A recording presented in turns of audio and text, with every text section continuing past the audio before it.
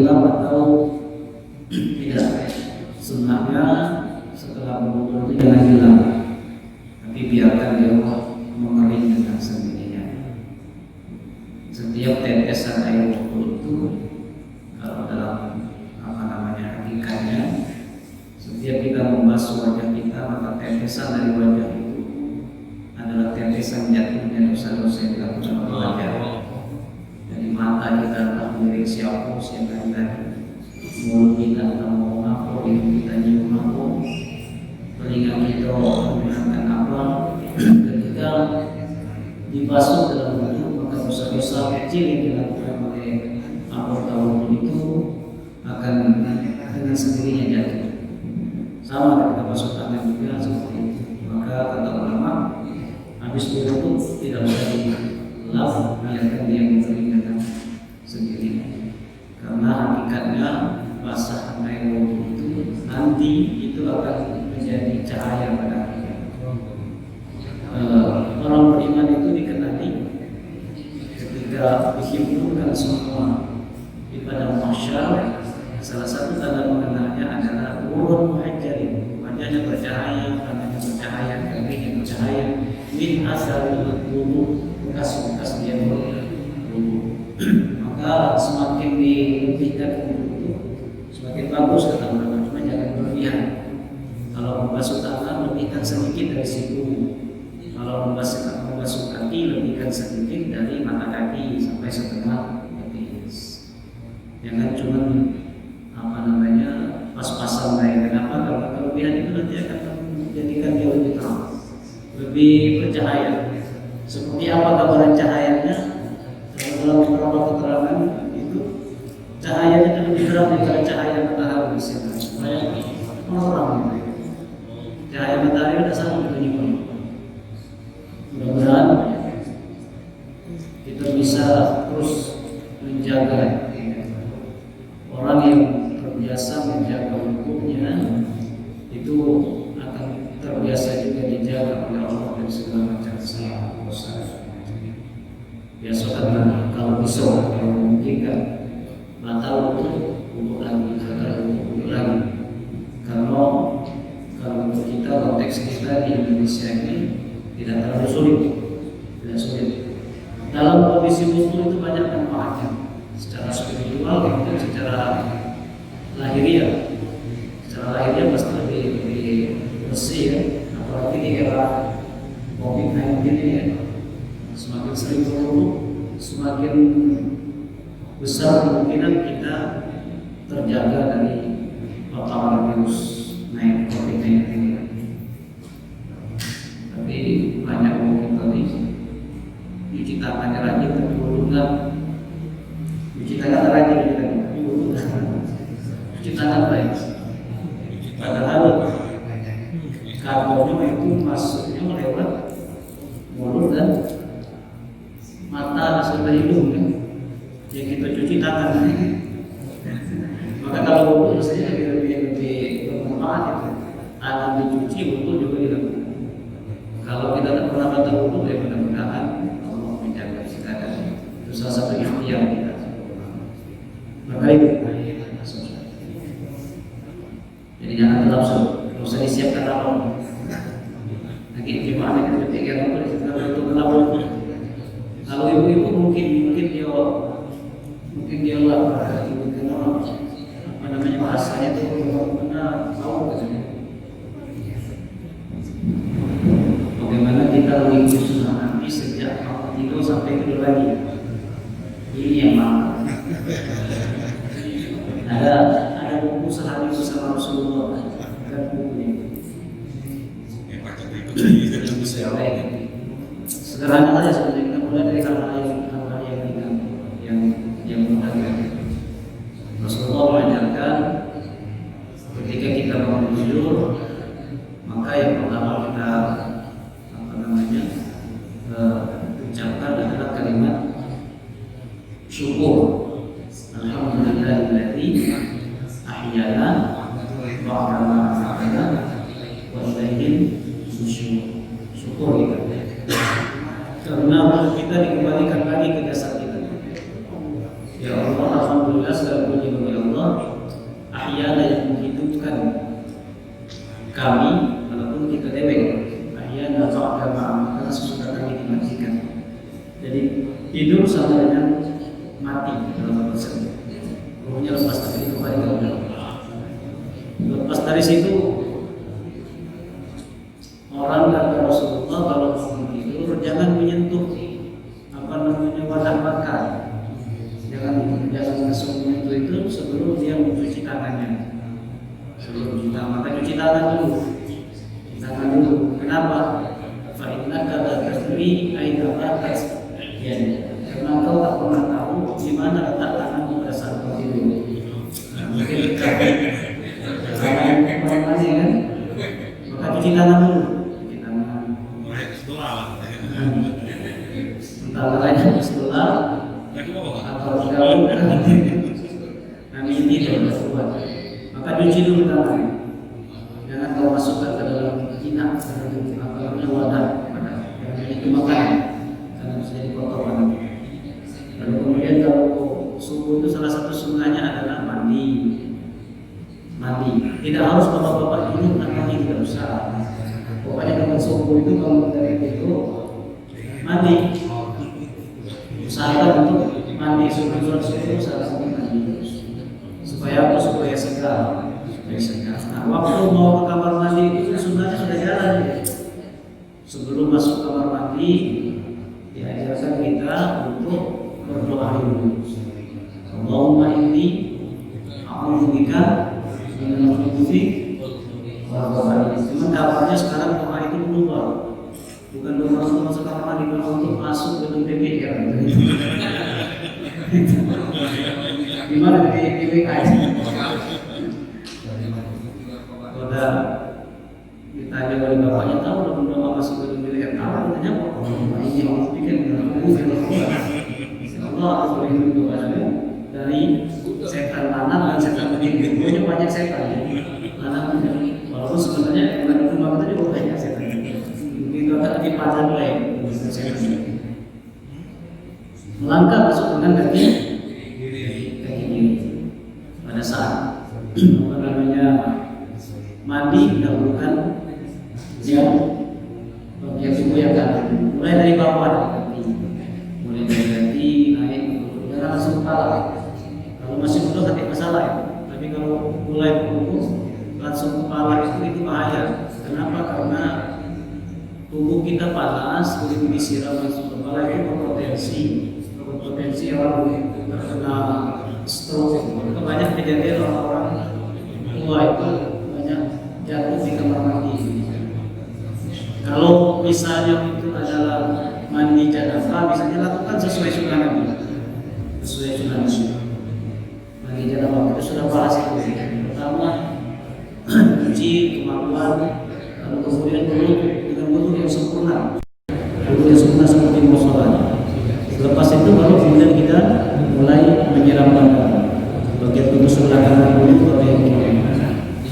Selesai itu, kemudian pada saat kita mau keluar dari kamar mandi pun itu sudah ada sunnah yang melangkah dengan kaki kanan.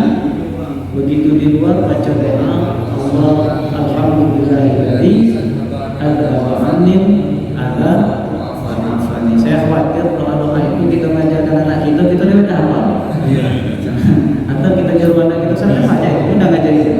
Tinggal di download dari YouTube yang lagu anak-anak itu kan ada cepat kita hafal. Nah, khawatirnya lagi anak kita hafal itu udah. Selesai itu beraktivitas. Dalam agama semua kerja itu kalau diniatkan karena Allah maka dia menjadi ibadah. Maka ketika kita berangkat bekerja itu keluar dari rumah lakukan sunnahnya. Apa doanya? Ya, sederhana yang kita hafal. Bismillahirrahmanirrahim. Ini juga doa untuk kita minta perlindungan dari segala macam penyakit, segala macam penyakit.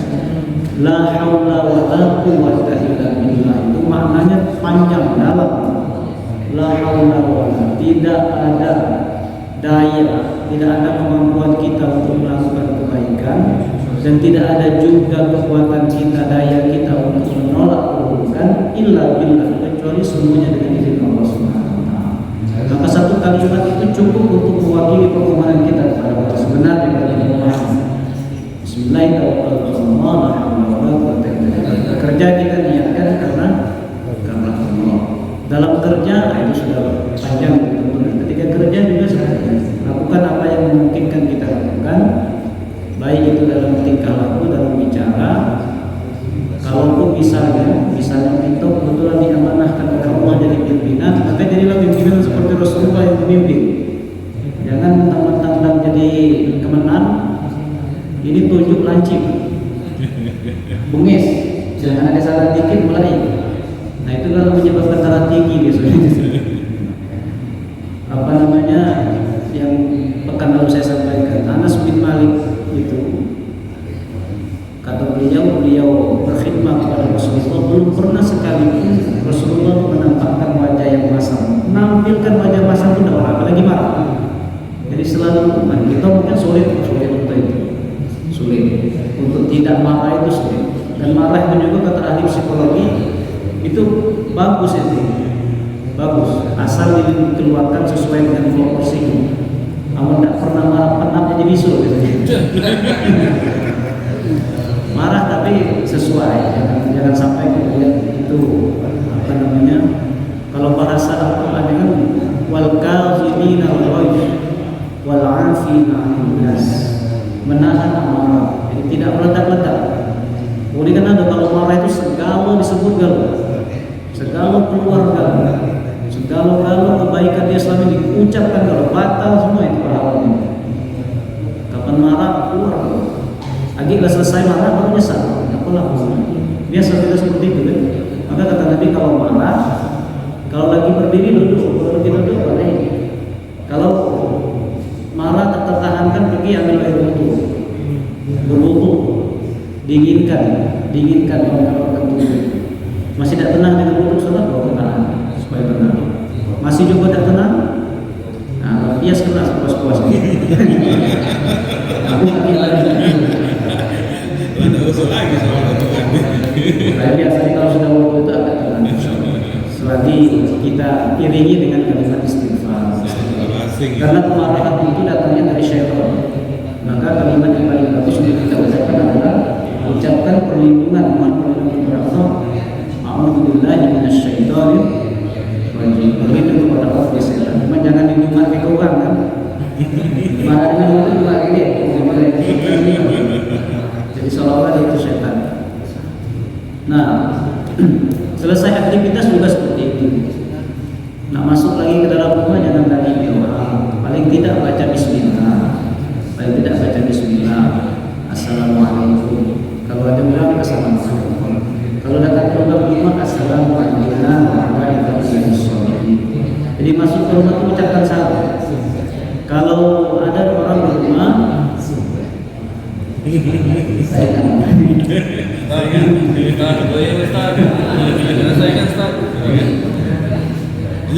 kalau ada orang di rumah ucapkan salam seperti biasa, assalamualaikum warahmatullahi wabarakatuh. Tapi kalau di rumah ada kata kenal, salamnya assalamualaikum warahmatullahi wabarakatuh. Kata para ulama, kalau kita masuk rumah baca bismillah, mengucapkan salam. Andaikan ketika kita pulang itu ada makhluk yang mengikuti dari bangsa jin yang jahat, dari bangsa syaitan, maka dia tak akan bisa melewati rumah kita, tak bisa masuk dia ke dalam. Nah, nanti kita jalan model jin balik itu, oleh karena kita lali tadi, bismillah lali masuk rumah salam kali ini. Jadi kita masuk dia belum masuk, kita akan belum makan, kita bakal ke rumah marah boleh dia. Maka diajarkan doa itu. Kita kadang-kadang menganggap remeh, Allahumma jannibni dari syaitan. Apa doanya? Apa? Kamu mati kan? Lagi kamu dah apa? Baca bismillah jangan lupa, karena semua perbuatan baik yang kita bacakan, kita sebutkan asma Allah, maka setan tidak bisa ikut nimbrung di sini. Kenapa kita makan disuruh baca basmalah supaya dia tidak dilemahkan? Kenapa kita minum disuruh baca basmalah? Supaya dia tak minum. Kita pakai baju baca bismillah, dia tak bisa ikut minum bismillah. Begitu juga dalam hal-hal pribadi, mendekati istri, kita berdoa, maka dia tak bisa ikut bismillah.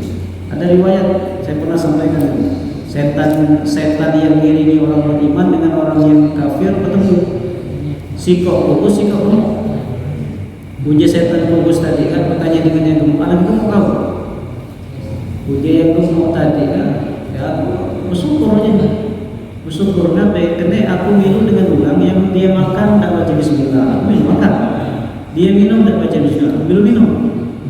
Bahkan dia berkumpul dengan istrinya pun dia tak baca bismillah, aku minum boleh ini. Ini lo sumbangsi, ini donatur.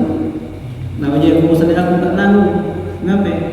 Setiap kali dia mau makan dia baca basmalah, mau minum dia baca basmalah, dia mau kumpul dengan istri dia baca basmalah. Maka aku cuma baca kalale baik, cuma baca nyinggung baik. Bahkan kalau orang itu berdoa ketika masuk kamar mandi, kita sebelum masuk itu berdoa dulu. Di dalam kamar mandi bangsa jin tak bisa melihat orang kita, tak bisa dia nyinggung orang kita, tertutup terhijab dia dari situ. Tapi kalau kita tidak berdoa, dia baca nyingok. Nah itulah bahayanya. Kalau dia punya rekaman, rekamnya itu di fotonya, viral di kalangan bangsa jin. Dipakainya di Facebook dia. Ini kenapa? Karena tidak baca, tidak baca doa ini. Baca dia normal. Pada saat kita akan selesai aktivitas segala macam, ya kalau bisa kan pada isya itu selesai sholat isya itu harusnya kita pulang dan langsung tidur. Tak katakan juga setelah selesai itu pulang lalu kemudian kita main game dulu kan? Pulang lalu kemudian karaokean dulu tak?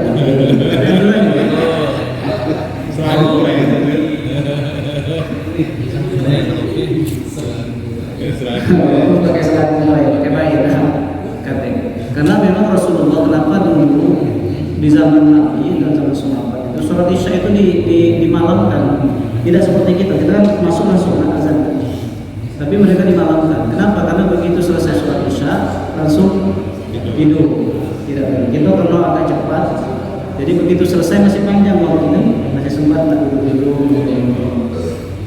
Mungkin ada kalanya tak bisa dihindari, tetapi kalau bisa jangan itu dijadikan sebagai tradisi, karena sebuah keburukan yang dijadikan sebagai tradisi itu pada waktunya nanti dari Al-Quran, pada waktunya nanti akan zuyyina lahum su'u a'malihim, amal buruk itu akan ditampakkan indah bagi orang yang terbiasa melakukannya.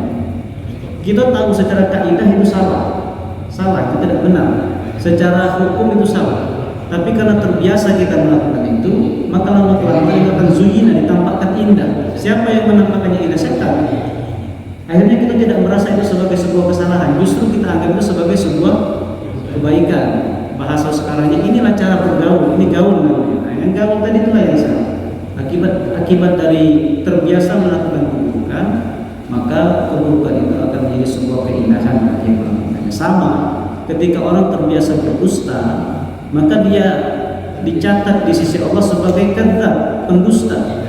Orang yang terbiasa berbicara jujur dicatat di sisi Allah sebagai orang jujur. Kita berharap seperti itu. Pembiasaan yang baik akan membuahkan kebaikan, pembiasaan yang buruk akan membuahkan keburukan, bahkan kita merasa keburukan itu sebagai kebaikan. Itu yang kita takutkan. Nah, selesai seperti itu sudah masuk waktu tidur. Nah, ada yang mungkin bisa kita lakukan dalam prakteknya, tak bayar, susah. Kalau maaf ya, kalau dulu orang ketika mau tidur itu barangkali mungkin ngobrol atau gimana. Kalau sekarang kan tidak, mau tidur buka HP, jenguk WA, jenguk Facebook, jenguk Instagram, buka kalau status mau dibaca. Ketika bangun tidur pun seperti itu. Bangun tidur yang pertama dicari kerapek-kerapek karena untuk kelihatan HP, dibuka, dibaca. Jadi nak tidur kita membaca lemah kalau yang dibaca itu baik, lemah kalau yang dibaca itu baik.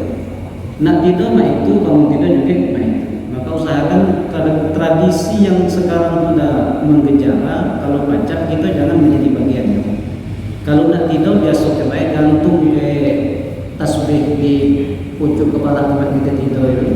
Kalau sudah waktunya kita nak tidur, kalau tak nganggung rumah, bukan tasbih baik.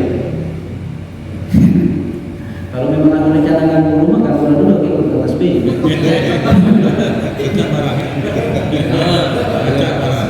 Jangan buka. Nah, kalau arti biasa kan baik. Kalau bisa kita tertidur sambil berzikir. Target misalnya aku nak tidur baca istighfar sampai 100 kali. Baca istighfar 100 kali. Dulu lah tertidur.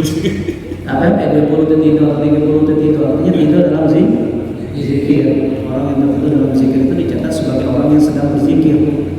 Seperti itu dia. Tapi kalau kita tidur sambil baca status ulang itu kan riba. Lagi riba, baca gosip loh. Kita nonton gosip. Biasa kan? Itu kalau tidak biasa kan sulit. Kalau kita tidak pakai media sulit juga. Tidak pakai tasbih kita boleh main, mungkin zikir tapi tidak kebanyak. Tapi kalau kita pegang tasbih sesuai dengan butirannya. Kalau butirannya 199, 99 itu yang kita kejar. Kalau butirannya 33 ya 33. Tidak usah perlu dipikirkan bid'ah atau tidak bid'ah itu kena-kenanya di sini. Pokoknya kita pakai itu. Kita kan bukan baca butiran itu. Yang kita baca adalah kalimat thayyibah, tak tasbih, tak tahmid, tak istighfar, tak tahlil, terserah mana yang kira-kira ulama. Zikir itu bapak-bapak terserah hati kita. Mana yang kita nyaman. Bapak-bapak mungkin ada yang senang bacanya baca alhamdulillah, alhamdulillah. Ada yang mungkin baca subhanallah, subhanallah, subhanallah. Ada yang baca lengkap mungkin subhanallah, alhamdulillah, wa la ilaha illallah. Mungkin ada yang senangnya baca istighfar, astagfirullah, astagfirullah, astagfirullah. Macam-macam tergantung ketenangan jiwa kita di mana. Zikir itu mana yang kira-kira terbiasa kita baca, itu biasanya lemah kita nikmati. Yang bisa kita nikmati baik kita pakai. Jangan memaksakan. Nak tidur untuk baca ayat kursi berapa 1000 kali, bui 1000 kali. Niat bukan boleh niat ini bukan. Niat supaya dapat kekuatan, dapat nafsu selesai. Lain itu bahaya, bisa jin yang datang. Barangkali itu.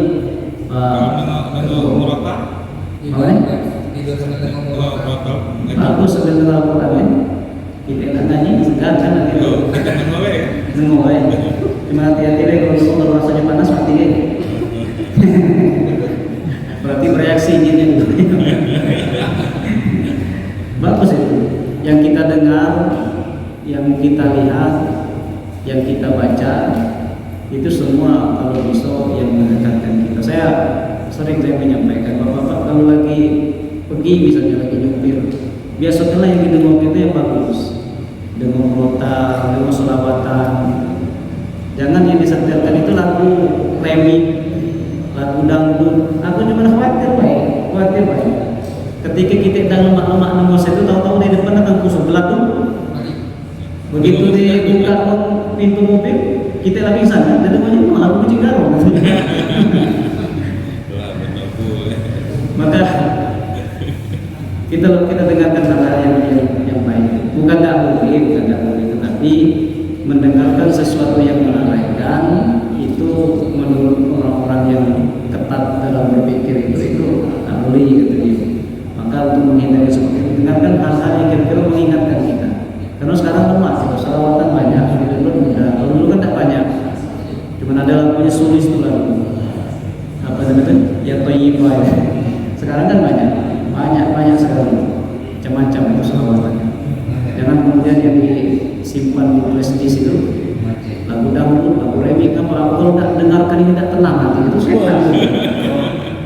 Aduh, aku tak baca menyukur tidak dengar remix ngantuk apa itu setan. Itulah kesetanan namanya. Kesetanan. Sudah menyatu. Itu bahaya itu. Kalau dibiarkan bahaya. Dalam konteks beragama. Kalau dalam konteks sosial mungkin kita tahu bagus ini gaul. Tapi dalam konteks beragama bahaya. Kenapa? Karena itu sudah menunjukkan tanda-tanda hati kita lalai. Kita nak ngaji sulit, kita nak berselawat dewek sulit. Minimal kita dengar. Setelah setel kasetnya, kita dengar. Sama orang yang mendengarkan itu sama. Apalagi kalau yang dengarkan Al-Quran, paham dan paham, Al-Quran itu paham. Beda dengan doa. Kalau kita berdoa mesti paham kita dengan doa kita. Jangan berdoa panjang tapi tidak paham dengan isinya. Doa itu mesti kita pahami. Kalau tidak pakai bahasa Indonesia. Kalau Al-Quran kita tidak paham, sekalipun pahala kita paham dan paham dia satu huruf sama dengan 10 kebaikan kata Rasulullah. Kalau kita berdoa, usahakan doa yang kita baca itu walaupun kita tidak tahu satu persatu maknanya, kita tahu dengan kata-kata. Jangan berdoa sekutu ngalai, berdoa panjang tapi kita tidak paham dengan doa yang kita baca. Karena doa itu adalah permohonan, tidak mungkin kita minta, namun kita tidak tahu saya minta. Kita minta, cuma tak tahu saya minta kepada tahu, ada minta. Maka pahami, dan rata-rata kita paham kalau doa yang kita baca insyaallah. Sama-sama kita tutup dengan baca tasbih subhanallahumma wa bihamdika asyhadu an la ilaha illa anta astaghfiruka wa atubu ilaik.